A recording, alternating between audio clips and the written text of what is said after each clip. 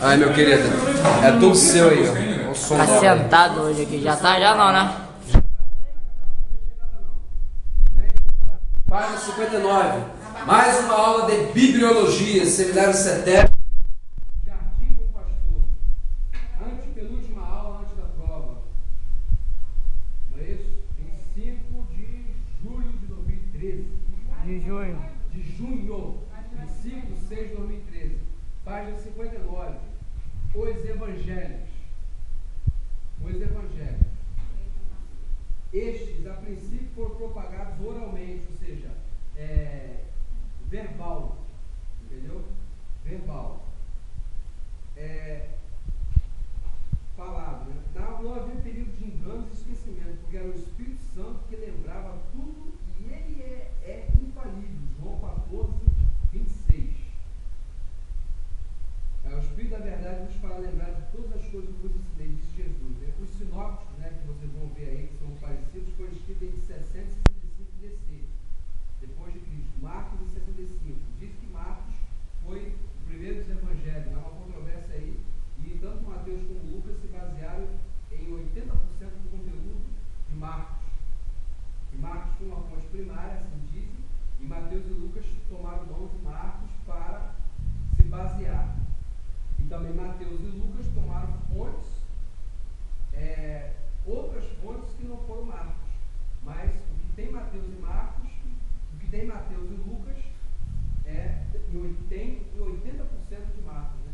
E todo o conteúdo, 80% do que tem Mateus e Lucas tem Marcos. Diz que eles se basearam, né, no Evangelho de Marcos. Tanto que Lucas foi um historiador, ele fala, ele foi um historiador, né? Ele não foi discípulo de Jesus, ele tomou mão de fontes, de coisas, de materiais ali existentes, segundo o apóstolo Paulo também, que o apóstolo Paulo mandou com Jesus, e ele já falei que ele cita o texto, mais bem pela coisa dar do que receber, que não tem nos evangelhos, né? Não tem, ele tomou mão com revelação, tomou mão de algum outro material aí, paralelo aos 4 evangelhos. João não é evangelho sinóptico, né? Porque os evangelhos sinópticos são similares, parecidos, Mateus, Marcos, Lucas e João, e eles se encaixam que esse João aponta mais para a divindade do Senhor Yeshua, né? Senhor Jesus. Foi escrito tal, 1 Timóteo 5, 18, Paulo escreveu em 65 DC. Cita Marcos 10, 10. João foi escrito em 85. Entre Lucas e João foram escritas quase todas as epístolas. Note-se que Paulo chama Mateus e Lucas de escrituras ao citá-lo em 1 Timóteo 5, 18. O original da citação está em Mateus 10, 10. Abre, por favor, 1 Timóteo 5, 18. Depois o outro abre Mateus 10, 10. O outro abre em Lucas 10, 7. Por favor aí. Está fumando ele?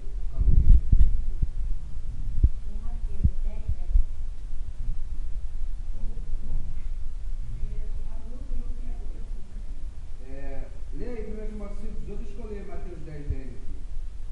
Lê outro texto aí. Porque diz as Escrituras: não ligarás a boca ao boi que debulha, e digno é o obreiro que usa palavra. Então você tem aí essa referência aí, né? E também, se eu não me engano, tem até em Deuteronômio também tem essa parte aí. Mateus 10, 10. Aqui diz assim: nem alforje para o caminho, vamos ler de modo, não é boi, 10, 8, Mateus 10, 8. Curai os enfermos, limpar os leprosos, ressuscitar os mortos, expulsar os demônios, de graça recebeste, de graça dai. Não leveis ouro, nem prata, nem cobre em vossos cintos, nem alforje para o caminho, nem duas túnicas, nem sandálias, nem cordão, pois digno é o trabalhador do seu alimento. Então aqui fala, digno é o trabalhador do seu alimento, do seu salário, né? E Timóteo também fala que os presbíteros sejam de dupla honra. Os presbíteros significa ancião. Geralmente o ancião era um pastor, uma pessoa de idade, uma pessoa madura, uma pessoa que tinha mais experiência e eles colocavam para tomar conta de uma igreja, uma congregação.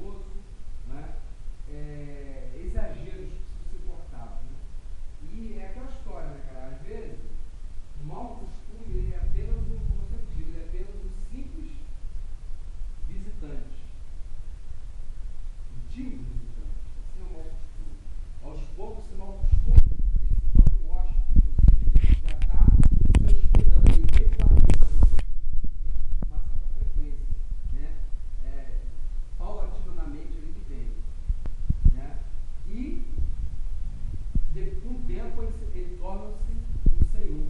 É ele que manda naquela casa, naquela residência. A ser um mau costume, né? Na igreja, na sua casa, na família, em qualquer lugar, esse princípio deve ser aplicado. Né? Tomar cuidado com o mau costume, porque você deixa, pensa que não tem nada a ver, mas aquele mau costume vai se germinando, se proliferando e vai tendo consequências catastróficas a curto, médio e longo prazo. Então, assim é o mau costume. Né?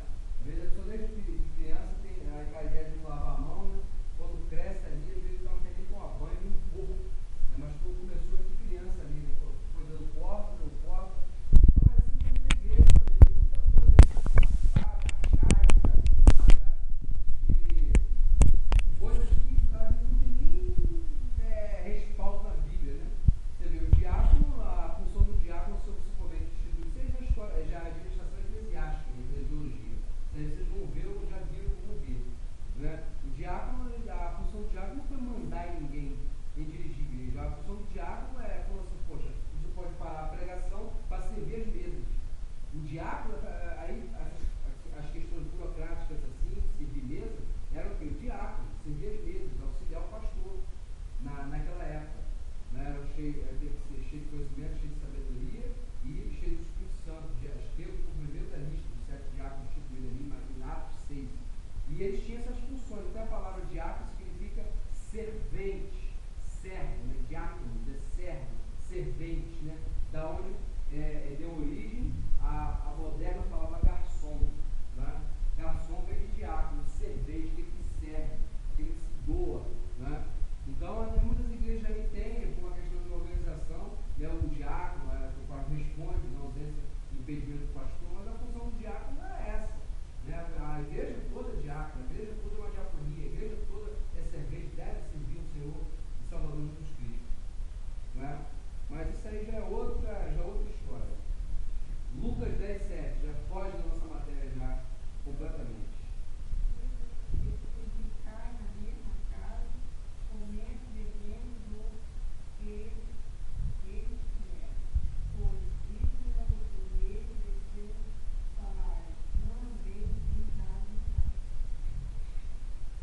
Então a gente vê aqui, né?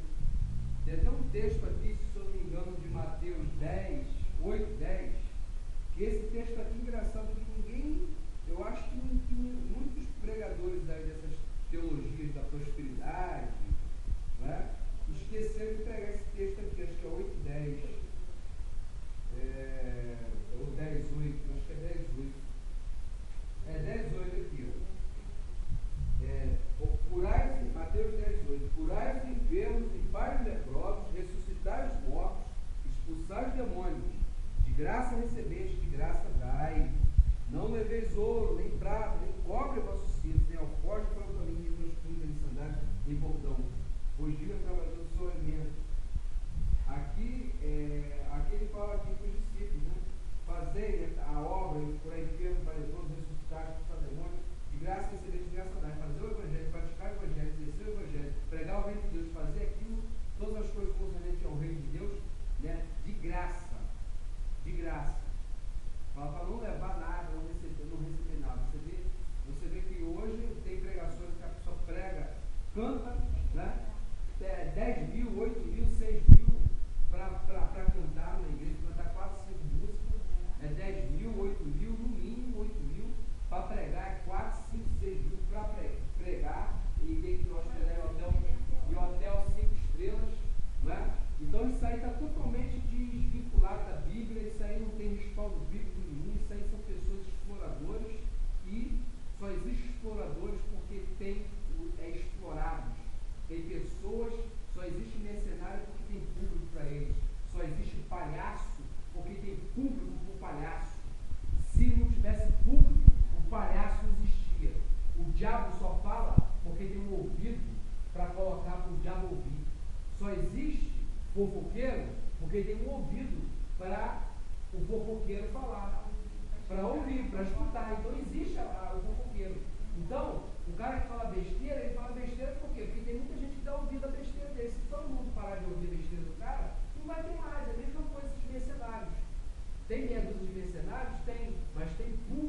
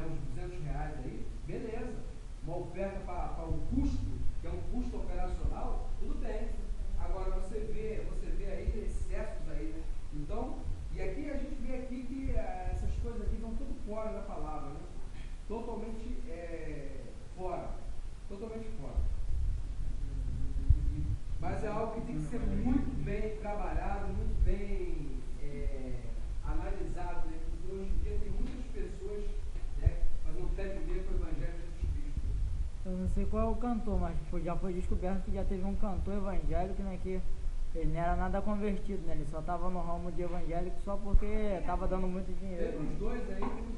Já teve uns dois, é isso aí, só não tô lembrando o nome do cantor. As epístolas de Hebreus e Judas. Hoje em dia todo mundo quer vender Bíblia, dentro de impostos, hoje em dia todo mundo, né, não quer arrumar um emprego, quer viver aí na maré mansa, né? Hoje em dia está muito fácil. No monte mesmo tem gente que entrega a revelação e pede uma oferta. Não, tem muita gente que faz isso. Deus está revelando, que isso, que aquilo outro. É um revelamento, uma profetada, uma visagem. Quem tiver dúvida, aí tem café aqui, tá falando dúvida. Não, isso daí eu já ouvi dizerem muito em relação a isso daí. Né? As pessoas ficam muito tempo no monte, não tem dinheiro para comer nem para voltar. Aí, que Deus está me dizendo, que não sei o que. As epístolas de Hebreus e Judas foram escritas de 68 a 90. Quanto à autoria de Hebreus, só Deus sabe de fato. Augustinho, 354 a 430, bispo de Hipona, África do Norte, vão ouvir muito falar desse nome aí, afirma que seu autor é Paulo. As igrejas orientais atribuíram a Paulo, mas os ocidentais até o quarto século recusaram admitir isso. A opinião ainda hoje é a favor de Paulo. Orígenes, o homem mais ilustre que a igreja antiga e anterior a Augustinho, afirma: quem escreveu só Deus sabe. O Apocalipse, escrito em 96 DC, durante o reinado do Império Domiciano, outro imperador romano que não vê a história da igreja. Muitos livros, antes de serem finalmente reconhecidos como canônicos, foram duramente debatidos. Houve muita relutância contra as epístolas de Pedro, João, Judas, bem quanto ao Apocalipse. Olha aí, ó. Mais uma coisa aí para o trabalho de vocês. Quem vai fazer sobre epístolas, eu acho que o Alan, se eu não me engano. Quem for fazer, ou puxar para esse lado, quais foram os livros que foram quase rejeitados no processo de canonização da Bíblia? Quais foram eles? Quem está falando aqui, eu já falei sobre isso. Foi a segunda epístola de Pedro, João, Judas, Apocalipse, né, porque esse Judas citou o livro apócrifo, teve outras também aí. Então vocês pesquisem os livros livros canônicos hoje que nós temos, livros inspirados, que quase foram rejeitados, né, por alguns pais da igreja e quase foram rejeitados aí no concílio, né? Ali na época de Atanásio, no concílio, se não me engano, esqueci se eu não lembro, em 396 que fechou o Novo Testamento, o concílio de Cartago, não estou lembrado qual foi esse concílio, né? Foi com Atanásio, né? Na época de Atanásio, um dos pais da igreja, eu esqueci o nome do livro. Porque muitos dizem que esse símbolo de Pedro não foi Pedro, não foi o apóstolo Pedro, não foi o símbolo de Jesus, que é diferente de 1 Pedro, e tem evangelho apócrifo, de Apocalipse também apócrifo de Pedro, né? Judas cita um livro apócrifo, Hebreus também cita, se não me engano, Hebreus 11:5, um livro, acho que também, se não me engano, Judício Tobias, que fala que uma Assunção de Moisés, eu lembro, que fala que as mulheres receberam seus mortos nessa ressurreição, e tem livro apócrifo, né? Tem também outras citações de Judas aí, não só essa do profeta Enoque, não, tem outras também, do corpo de Moisés também, se não me engano, de Janes, né? Também tem outras citações aí, alusões aí, referências a escritos apócrifos, a escritos pagãos, né? Então é isso que causou uma origem duvidosa, a carta de Tiago, porque fala sobre a questão das obras, né? A salvação pelas obras, a própria parte do Lutero chamou de carta palha, e colocou no final da Bíblia, né? Quase que recusou a Tiago, livros foram bem questionados, né? Sobre essas coisas aí, mas foram aceitos, como o livro apócrifo de Enoque.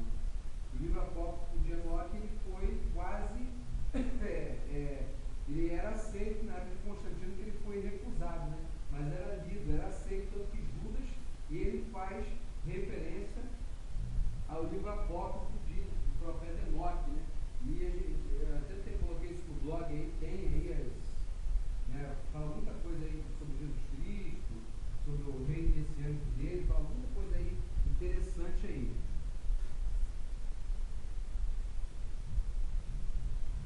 Então isso é muito interessante, você como seminarista, se interessar por isso aí, não é?